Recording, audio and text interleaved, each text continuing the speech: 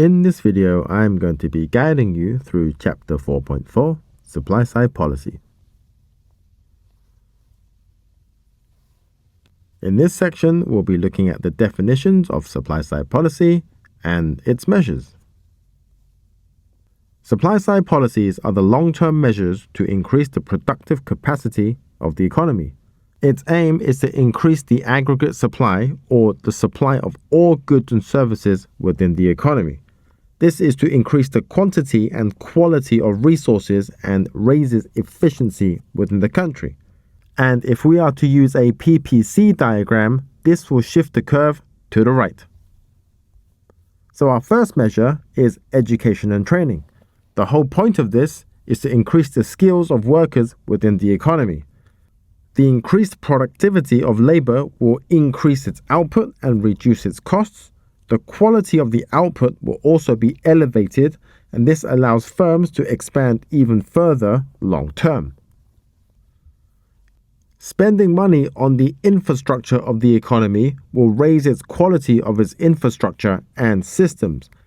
The benefits from this is better transportation, roads, energy, water, and telecommunication services. The result of this is that the quality and the speed of transportation, communication, and reliable energy will be increased, which is great for businesses and the economy. Reforming the labor market is a way that the government can improve productivity within an economy. The first one is to change the employment law, as changing the law can make it easier to hire or fire workers.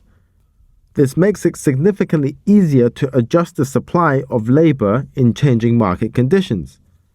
Moreover, you can reduce the working age and increase the retirement age so there's more people working within the economy. The governments can also reform trade unions, such as lowering the power of trade unions so there's less chance of any industrial action. There will be less disruption to production, and employees have to be flexible in what tasks they need to do. If you think about it, trade unions are highly inefficient. They demand higher pay, they demand lower working hours, and more free time. This is highly unproductive for an economy that is trying to maximize their productivity.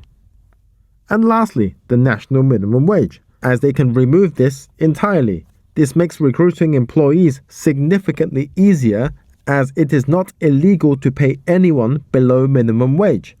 So a person that is willing and able to work below the minimum wage is now able to provide their labor, as it is not against the law to do so.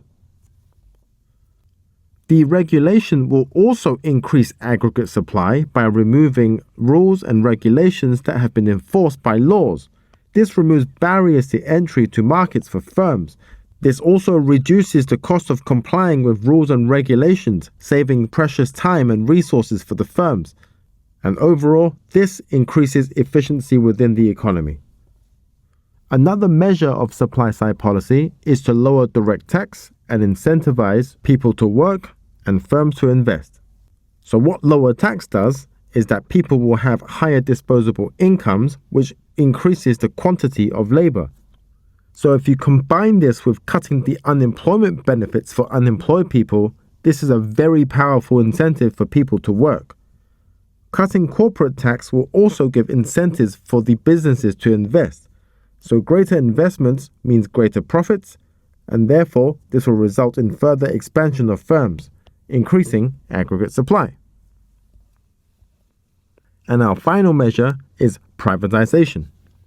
Simply put, private individuals and private institutions love money. If the government allows entrepreneurs to create new businesses using new ideas, this increases competition and efficiency within the economy. The quantity of private sector businesses will increase, and they are able to respond to the market needs, providing high-quality products at very low prices. And as stated before, this is all done on the backbone of making money. Moving on to the effects of supply-side policy measures on government macroeconomic aims. Supply-side policy will facilitate full employment as the increase in productive capacity will tend to increase output within the economy. There will be more jobs that are required to produce the additional output required. Therefore, unemployment will decrease. Sustainable long-term economic growth is achieved by increasing the productive capacity of the economy. As aggregate supply increases, the output of all goods and services will also increase. Supply-side policy also facilitates low inflation as prices are controlled due to the elevated productive potential of the economy. The explanation to this is very simple. If there is more money chasing less goods and services, things will be more expensive. However, if there are more goods and services chasing less demand, things will be cheaper. And that's why increasing aggregate supply will control inflation. Supply-side policy is also used to ensure the stability of the balance of payments. As inflation is stable and controlled, no upward price pressures will be experienced in the economy, increasing international competitiveness. Supply-side policy also facilitates redistribution of income. As people are getting better education and training, the quantity and the quality of output will increase.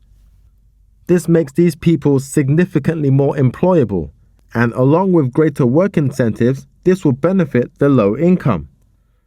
And as a result, the increased disposable income will elevate the standard of living for the lower income. And lastly, supply-side policies is able to facilitate the protection of the environment as they can limit subsidies and financial incentives to unsustainable business practices. Moreover, they can significantly tax fossil fuels to make extraction significantly more costly and less profitable. And lastly, they can subsidize the use of renewable energy. I hope that helped. I hope you guys have a good day. Bye-bye.